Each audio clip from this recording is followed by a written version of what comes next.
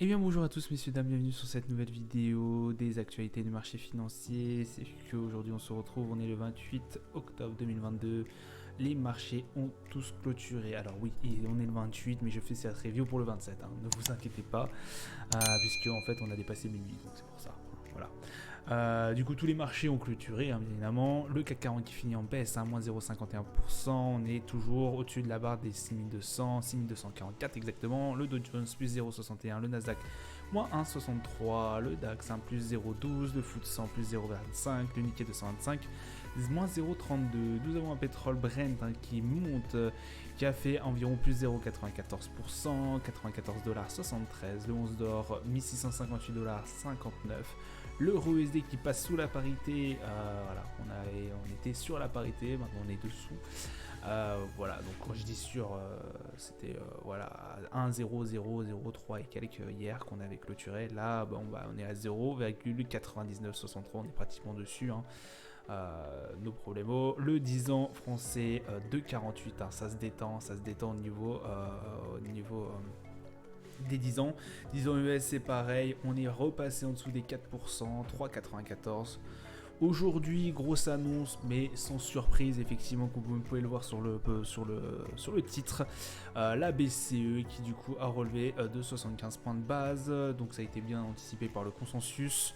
On n'a pas eu trop de mouvements de marché qui s'en est suivi, je vous avoue que je m'attendais à beaucoup plus de mouvements de marché, pas énormément de choses. Aujourd'hui, donc comme vous avez bien pu le voir, hein, le Nasdaq qui finit aussi encore en baisse. Effectivement, pourquoi? Parce qu'en fait, les géants de la tech, les GAFAM, n'ont pas fait l'unanimité auprès des investisseurs. Il y a eu énormément de soucis au niveau de leurs résultats. Je crois qu'on attend encore. Je me demande si c'est pas Meta qu'on attend en fin de semaine, là, vendredi. Bon, c'est ce qui est aujourd'hui. Enfin, aujourd'hui pour moi, demain pour vous. Donc voilà, ça n'a pas été très bon. Et ce qui a pas mal empathie au niveau des marchés américains. Hein. Je vous avoue que heureusement que le Dow Jones passe une meilleure semaine, mais là ça a été compliqué au niveau du Nasdaq, hein, je vous avoue. Il y a eu du coup aussi la débrief de Christine Lagarde. La BCE abandonne ses prévisions, résume Sébastien Gagny. Bon, je vous avoue que j'ai pas regardé, j'ai pas checké ce qu'elle avait dit. Elle examinera du coup toujours les facteurs apparemment qui jugeront, enfin elle vérifiera toujours les indicateurs, elle regardera fortement, la BCE regardera fortement les indicateurs sur l'inflation. On pense que ça sera pratiquement peut-être la même chose pour le prochain relèvement des taux directeurs, donc 75 points de base. Bon, voilà, ça reste comme prévu, on va vous dire, par le consensus. Elle voulait pas heurter non plus, elle a été assez rassurante, je crois, de tête. D'après ce que j'ai compris sur le débrief, elle a été assez rassurante avec les marchés. Elle ne veut pas bousculer ces marchés et encore plus pricer que ce qu'ils ont déjà fait auparavant. Facebook qui plonge plus de 20%, voilà, le résultat de Facebook hier a été très décevant, comme je vous disais. Hein. Ah bah non, du coup ils sont sortis, c'est pas Facebook qui manquait, c'est qui? Il en manquait un, je crois qu'il en sortait un vendredi. Bon, bref, Facebook a été, qui a plongé de plus de 20%, c'était le résultat du coup de hier soir après la sortie. Ouais, donc Meta, ça fait déjà plusieurs fois que ça plonge, hein, Meta qui a du mal à s'en sortir. Ouais, notamment aussi, hein, fortement avec des projets de réalité virtuelle, les métaverses, ils galèrent, ils ont énormément de mal à réussir déjà à apaiser les investisseurs, parce que je vous avoue qu'ils ont fait pas mal de projets dans le monde du métaverse, dans le monde du NFT, etc. Il y en a beaucoup qui sont morts dans l'œuf, hein, quand même, je vous rappelle. On fait des hebdos crypto, voilà, j'en ai parlé il y a quelques mois d'un projet, notamment celui d'un portefeuille. Donc voilà, c'est même pas eu le temps de sortir que je crois qu'il y avait déjà des complications, ils ont abandonné le projet. On peut aussi parler de Lorcoin, hein, Lorcoin qui a pas fait non plus long feu, hein, leur crypto-monnaie, zéro. Et donc voilà. Après on a eu Apple aussi qui a pas fait non plus énormément de choses. Bon bref, les GAFAM qui sont en perte de vitesse. Donc au niveau du calendrier d'annonces économiques, on a eu l'indicateur des consommateurs, de confiance des consommateurs au niveau de l'Allemagne à 8h du matin. Ouais. Qu'est-ce qu'on en retire? Eh ben on en retire pas forcément du mal. Pas forcément du mal, pas forcément du bien. On voit qu'il y a une toute petite hausse, la confiance commence à redevenir, on va dire, un peu meilleure que ce qu'on avait vu précédemment. On pensait, voilà, on avait 41, moins 41,9. On a bien eu moins 41,9 et la valeur précédente moins 42,9. Bon, voilà.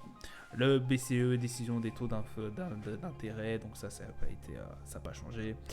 On a eu les commandes de biens mensurables, donc on a eu 0,4% au lieu de 0,6%, on était à 0,2%, donc ça n'a pas été non plus énorme. Par contre, le taux de croissance en glissement trimestriel du PIB, il a été plus fort que prévu. Et ça peut être, ça c'est un indicateur qui est assez intéressant, effectivement. Plus fort que prévu, donc c'est-à-dire qu'il n'y a eu que 2 mois, je crois, de trimestres consécutifs de baisse. Et là, on a effectivement du coup le 3e trimestre qui est en hausse. Donc bon, voilà, ça peut être, c'est assez prometteur pour l'avenir, en tout cas pour les US, pour le marché des US. On a aussi l'emploi qui est assez solide au niveau des US, je vous rappelle. Donc voilà, tout ça est à prendre en compte et à le garder aussi. Et demain on aura rien apparemment. Ça me paraît bizarre qu'on ait aussi peu de choses. Parce que je l'ai mis. Bah, écoutez, apparemment on n'a rien. Demain on n'a pas grand chose. Ça me paraît bien bizarre. Non, on n'a rien. C'est pas possible. Ah oui, quand même. Je me disais, on a décidé de la taux d'intérêt au niveau du Japon. Je me disais, il y a des trucs qui me manquaient là quand même. Taux de croissance, PIB, taux de croissance glissement trimestriel au niveau français, 7h30. Taux d'inflation, 8h45 au niveau français. Taux de croissance du PIB, taux de croissance en glissement au niveau de l'Espagne, 9h, 10h, taux de croissance du PIB, flash au niveau de l'Allemagne, 10h, taux de croissance en glissement trimestriel du PIB, flash, 10h au niveau de l'Allemagne. En fait, on a tout ce qui sort, tous les taux d'inflation qui vont sortir au niveau européen. L'Italie, ça va être à 11h, 14h, taux d'inflation annuel au niveau de l'Allemagne. Et les revenus et dépenses personnelles des foyers mensuels. Revenus personnels et dépenses personnelles mensuelles au niveau des US, 14h30. Donc on a pas mal d'indicateurs européens le matin et un indicateur intéressant à checker l'après-midi au niveau des US, à 14h30. On va s'attarder maintenant un peu sur les marchés. Le marché, du coup, le Nasdaq. Le Nasdaq qui a fait une belle baisse. Aujourd'hui, voilà, bon, une nette baisse en rouge, de toute façon on l'a bien vu. Regardez un peu ce schéma magnifique, une belle baisse depuis que les GAFAM en fait vont sortir, comme je vous l'ai dit, leurs chiffres. Au niveau du Dow Jones, par contre, lui, c'est tout le contraire. Là, on active vraiment, on a des belles bougies, alors on a aussi des belles mèches. On a un peu du mal à rester au-dessus, à passer la barre le cap des 32 000. On voit qu'à chaque fois que ça pète en haut, la bougie, ça fait juste une mèche. On n'arrive pas à déplacer ce cap des 32 000. Bon, on va y arriver au fur et à mesure du temps. Voilà, regardez quand même, ça fait pratiquement 5 journées d'affilée, pratiquement 5 séances d'affilée qu'on a du bleu enfin du vert pour vous, sur le Dow Jones, où c'est vraiment très très prometteur. Beau rebond, de toute façon, ça fait quelques semaines qu'on a un très très beau rebond. Le DAX qui reste en forme de doji, assez compliqué en ce moment le DAX. Je vous avoue, entre les bonnes et les mauvaises nouvelles au niveau européen, on ne sait plus trop quoi faire. Donc voilà, restez très vigilants sur le DAX. On est toujours entre les 13 431 et 13 000 points. Je vous rappelle que les 13 000 points, on les avait touchés de cela au mois de septembre, début septembre. Voilà, là on a peut-être avoir une grosse résistance. Mais bon, on espère que ça va casser. Aussi un beau rebond, mais moins moins fort que ce qu'on a pu voir sur le Dow Jones.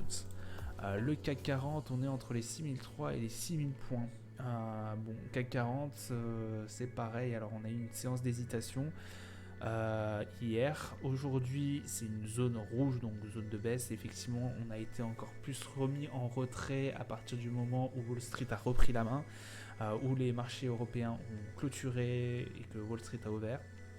Parce que là, je vous rappelle, hein, on est sur des séances, des journées entières, donc c'est-à-dire du moment où on ouvre le marché jusqu'au moment où on ferme le marché, donc 22h et quelques 30, 22h30. Et là, on reprendra à 8h45, je crois, de tête, avec un gap. Donc voilà, là, vous avez vraiment la séance en entier. Donc on a clôturé à 6222. On reste quand même sur la barre des 6200 points. Hein. C'est pas mal du tout. Ça reste très très positif dans l'ensemble. Et même pour cette semaine, ça reste extrêmement positif. À moins qu'on perde 7% d'un seul coup. Ce qui me tendrait fortement, à moins que y ait une bombe nucléaire qui éclate quelque part dans le monde, style en Ukraine. Bon, je doute fortement qu'on price autant. Mais pour l'instant, c'est une assez bonne semaine. Le S&P qui fait aussi une journée de baisse, hein, je vous avoue, 37 887. Rouge aussi, on a arrêté cette série de 4 hausses. On a du mal au niveau du S&P, on est redescendu voilà, à la barre des 3789, pardon. J'ai du mal. On est toujours entre la barre des 3789, 3008 et les 3600 et quelques. Là, on voit que ça avait travaillé. Là, on voit qu'on n'avait pas dépassé cette valeur des 3700 points. Donc, on avait déjà travaillé ici. On avait essayé ça au mois d'octobre. Et on était repassé au-dessus. On était au-dessus à partir de... Voilà, on avait travaillé là environ début septembre. Donc ouais, ça date quand même d'un petit temps, hein, ça fait un peu plus d'un mois, 2 mois pardon. Donc voilà, pratiquement, mais, parce que là, ouais, on va dire un bon mois et demi, voilà, qu'on n'a pas revu les valeurs des 3959 et qu'on est resté toujours dans ce petit cap. Donc là, ça va être vraiment, est-ce qu'on va retourner en bas chercher les 3600 ou est-ce qu'on va rebondir et que ça va jouer effectivement cette zone de support, enfin, ça va jouer le support et qu'on va repartir sur les coups des 3959 qu'on n'avait pas vu depuis début septembre. Donc voilà, là ça va être tendancieux et ça va être assez compliqué. On va voir ce que va dire le marché demain. Et au niveau du Brent, on est à 96,92$, on est toujours entre les 100 et les 95, hein, du coup. Deuxième journée consécutive de hausse. On a eu une petite hausse pendant un certain temps, mais il y avait pas mal de mèches, c'était assez hésitant, je vous avoue. Même avant-hier, c'était hésitant. Là, on avait bien pricé, on avait bien monté, on avait bien dépassé cette barre des 95$, effectivement. Hier, puisqu'il y a eu pas mal de choses qui s'étaient passées. On avait notamment eu des indices qui avaient pas mal bougé. Le Dow Jones qui avait bien pris aussi hier, qui a aidé du coup au pétrole à monter un peu plus. Bon, on divague un peu entre les 90 et les 100 dans la majorité des cas, mais là voilà, la barre des 95 nous avait fait un peu défaut ici. Bon, on reste entre les 100 et les 90, pas grand chose non plus à dire. Voilà, ça sera tout pour moi pour aujourd'hui. Je vous souhaite une agréable soirée, une bonne journée à vous. Je vous dis à plus tard. Ciao ciao.